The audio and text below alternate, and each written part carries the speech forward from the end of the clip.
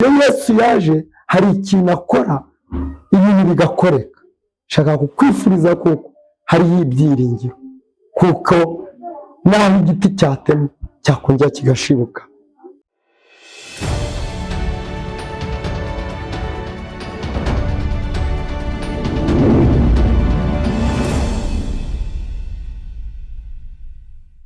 Haleluya, haleluya. Shalom, shalom. Amahoro y'Imana nabane namwe. Nawe kandi muhorane. Amen.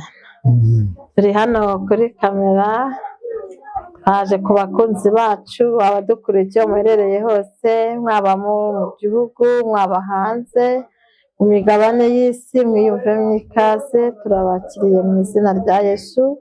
Aha rero imbere ya kamera turi kumwe n'umutumirwa, turi kumwe n'umukozi w'Imana ufite amavuta muri iyi minsi cyane, uri kuvuga ibyo Imana yashyize ku mutima we, mbese ateye amatsiko kumwumva. Twari tumubazaniye kugira ngo abashe kubagezaho icyo Imana yashyize ku mutima we. Reka tubanze tumusengere Imana akomeze abibwira, anabagezaho ijambo ry'Imana. Data mu izina rya Yesu, uri Imana y'amahoro, uri ibyiringiro by'abakwizera, izina ryawe nirihimbazwe. Tubereye Imana, warakoze, tugushimiye urukundo rwawe n'imbabazi zawe, tugushimiye gukora kwawe, tugushimiye ko uzaza utazatinda. Twakire rero umukozi yamuhera umugisha ahantu kugira ngo abashe kuvuga, abantu babyumva bafashwe nawe, kandi umubere ibyiringiro, umubere amagare n'amafarashi. Ni umutegekere kandi umurwanirire mu izina rya Yesu Kristo wabambwira gusa. Amen. Tuguhaye ikaze, ribwira abadukurikiye amazina waturutse, unabibwire nimba uri umusore cyangwa uri umupapa, hanyuma ukomerezeho ubabwira icyo Imana yashyize ku mutima wawe. Ni karibu. Muraho neza. Yego. Abadukurikiye, tuzanye insangamatsiko y'uyu munsi kugira ngo tumenye muri iki gihe ukuntu twakwitwara mu buryo bw'Imana, kandi Imana uko kera yari iriho ni nako igikora. Kimagaritse aha je kuvuga iby'Imana yashyize ku mutima wanjye, kandi n'ibyiherutse gukora nanone bikaba igikora. Amazina: Nyandwi Primiyani, umupapa, mfite umwana umwe n'umudamu Imana yabashije kuduha. Rero uyu munsi nje kugira ngo mpumurize abari ku isi yose n'abari hanze hose hakomeye cyane, aho ariho hose, kugira ngo iki kiganiro kize kugira umuntu gifasha. Bazaniye ijambo ry'uyu munsi kugira ngo ryongere ryubake imitima ya bose, kuko hari ibyiringiro bishobora kuba bimajije gushira mu bantu, kandi Imana ikaba iri gukora. Rero mbazaniye ijambo no munsi riza kuvuga ngo uyu rega haracyariho ibyiringiro, kuko Imana uko yakoraga kera, ukuboko kwakijije Abisiraheli bambuka inyanja, kw'iburyo kwakoze ibitangaza, imirimo irakoreka. Rero uyu munsi bazaniye ijambo tugiye gusoma dufatanyirije hamwe muri Zaburi 34. Tuze kumva insanganyamatsiko y'iri jambo, icyo Imana irashaka kuvugiramo hano. Ijambo ry'Imana riratubwira, Zaburi 34 umurongo waho wa 7, handitse ngo uyu munyamubabaro yaratatse, Uwiteka aramwumva, amukiza amakuba n'ibyago bye byose. Marayika w'Uwiteka abambisha amahema yo kugota abamwubaha, akabakiza. Imana yo mu ijuru. Iri jambo ry'Imana rirasobanura ubwo Dawidi yari amajije kubona ari aho Imana imukuye n'aho imugejeje, arangije abura ikintu yashimira Imana ubwo yarabaga aragiye inama muri mwene se ba Esawu baramuhegetse, ariko ibyishimo bimurenze amajije kuba umwami, aza kuvuga iri jambo rikomeye izi zari indirimbo z'amashimwe, izaburi. Aravuga ngo uyu munyamubabaro yaratatse, Uwiteka aramwumva, amukiza amakuba n'ibyago. Bishatse kuvuga ngo iki? Muri aka kanya mpagaze aha n'abankurikiye n'abari gutega amatwi iki kiganiro tugiye kugirana hano, ndagira ngo kize kubaka imitima ya bose. Jyewe mvunuruka mu karere ka Muhanga, umurenge wa Rongi, umudugudu bita Muyebe. Naje gushaka uburyo nakorera Imana, nayiciye kure. Imana iza kunyereka ni ibitangaza bikomeye Imana iri gukora kugira ngo yongere kwibutsa abantu bayo. Ndangije njyewe nashatse umugore, nshaka umugore mbereye aho mu buzima bukomeye bw'imfubyi, nagira ababyeyi, ariko biza kuba ngombwa Imana ntabwo ngira ngo nibaho kubera akababaro. Nshaka umugore, byara umwana wa mbere arapfa, byara undi mwana wa kabiri arapfa, byara undi mwana wa gatatu arapfa. Bivuze ngo ibyiringiro byari byavuye muri njye. Imana iza kutwibuka, twimuka ari ibintu bitunguranye, tuba ahantu mu buzima bufunganye, ariko Imana iza kugira ukuntu iza kunkurikirana. Njye nkajya mbaho mu buzima ninera. Ndashaka kubwira abantu bari hirya no hino, ni mumwe, ariko igihe cy'Imana nikigera yagutoranyije hari ikizakora ku buzima bwawe. Ndashaka kubwira buri umwe wese, ahari nta gihe kirarangira ku buzima bwe, amahirwe ye ntarashira, ahubwo amahirwe ari imbere. Za kwicara ubwo nabonaga ibintu binyemeranye, ntagira kirengerwa, ndimuka. Nimutse nza guhura n'Imana, nimutse ndacuruza, mfatwa n'ibintu mu maguru.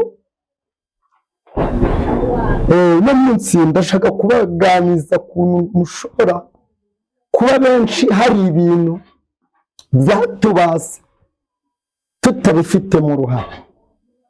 Ubundi kenshi usanga imbogamizi zituma tudakurikira Kristo neza, nuko turi kuri Kristo.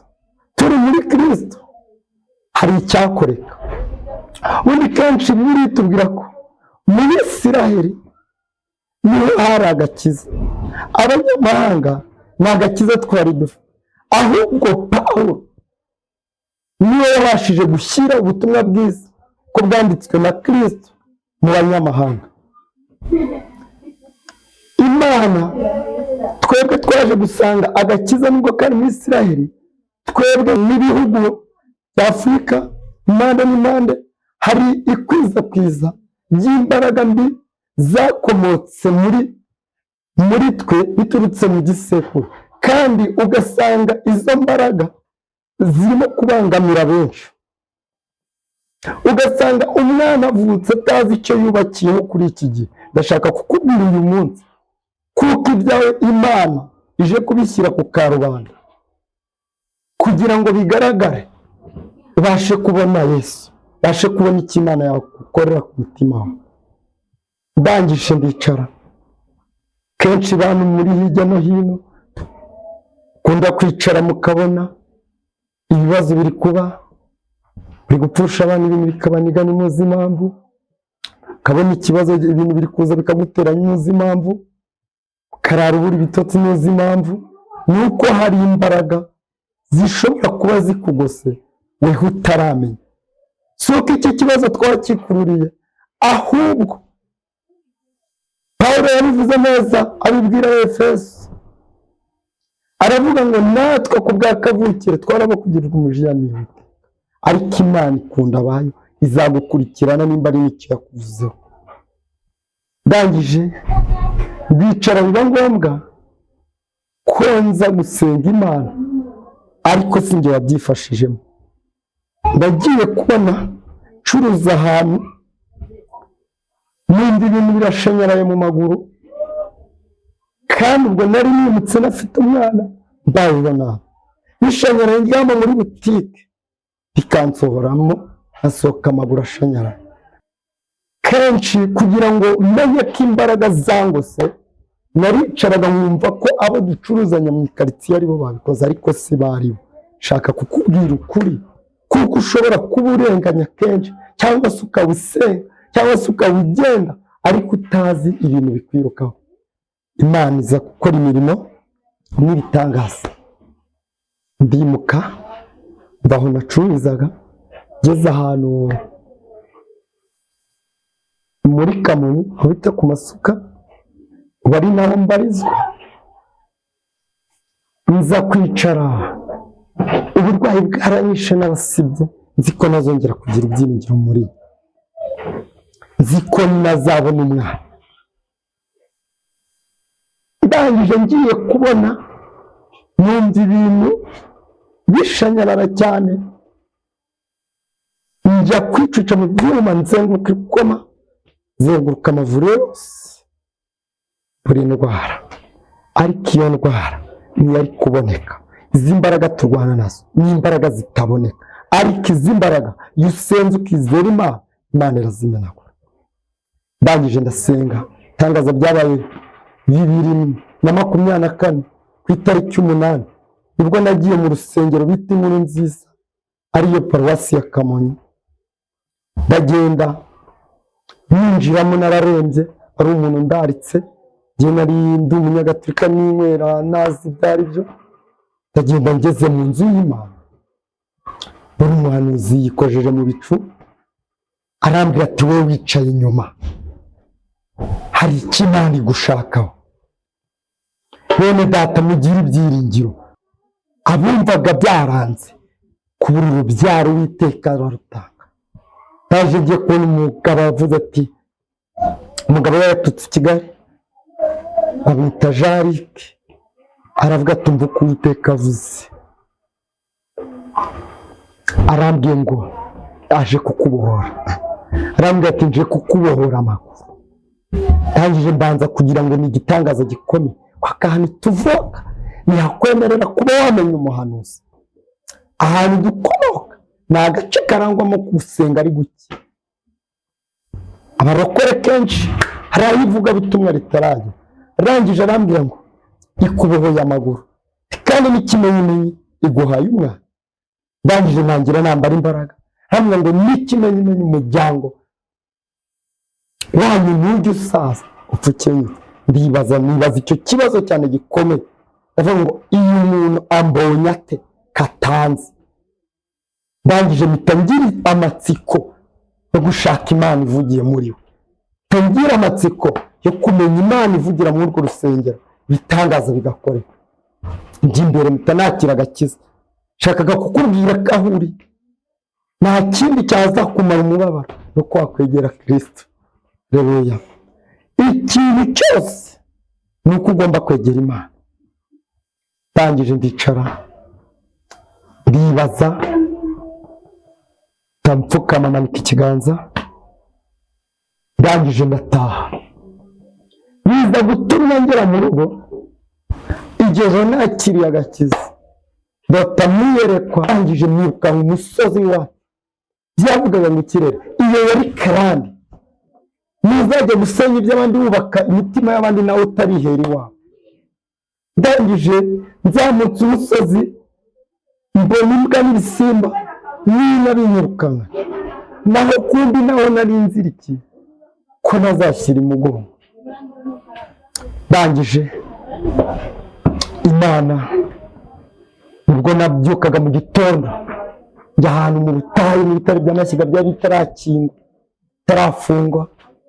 Ndicara n'umudamu, mfata urwandiko, nandikaho ngo Yesu ni umwami, kubera ko ni nabwo bwa mbere nakopeye iryo jambo. bitangaza nuza kubyumva n'utunga ubwo bibaye ejo bundi 2024 ku buryo ku rwego Imana amajije kubona kuko Imana ifite ubushobozi nta kitakora ku muntu. Mfata urwandiko njya mu butayu ngeze mu bitaro bya Mashyika, urwandiko nari nanditseho ati Yesu ni umwami, nari nagakopiye mu barokore mu bakozi b'Imana numva bakavuga isi narinzi Yesu, numvaga ko nyine kenshi ari ibisanzwe Imana iri kure yacu. Nibwo nandikaga urwandiko nandika ati Yesu ni umwami, yaje kwandika ngo Yesu ni umwami, vuga ati Imana numa urubyaro nzajya nzenguruka u Rwanda cyangwa se naho uzanshoboza vuga ubutumwa bw'imirimo yawe. Ndangije ngiye kubona tongera ndandika ati numa urubyaro nzabyina mu nzu yawe. Ndangije ndabyina, ubu ngubu ndakora, ndangije ndataha. Imana itangira ikora imirimo n'ibitangaza. Kenshi ntibibatungure, Imana uko uyegeye nayo niko igusanga. Bivuze ngo iki rero kwija, bivuga ngo uyu munyamubabaro yari afite amakuba n'ibyago kandi nta wundi muntu wari kubimumara uretse Yesu wenyine. Ariko Yesu iyo yaje iwawe hari ikintu ahindura, iyo Yesu yaje hari ikintu akora ibintu bigakoreka. Shaka kukwifuriza kuko hariho ibyiringiro, kuko naho igiti cyatemwe cyakongera kigashibuka. Iyo kimaze gushibuka numenya ko nibyo byabayeho, numenya ko kigeze kubura amashami.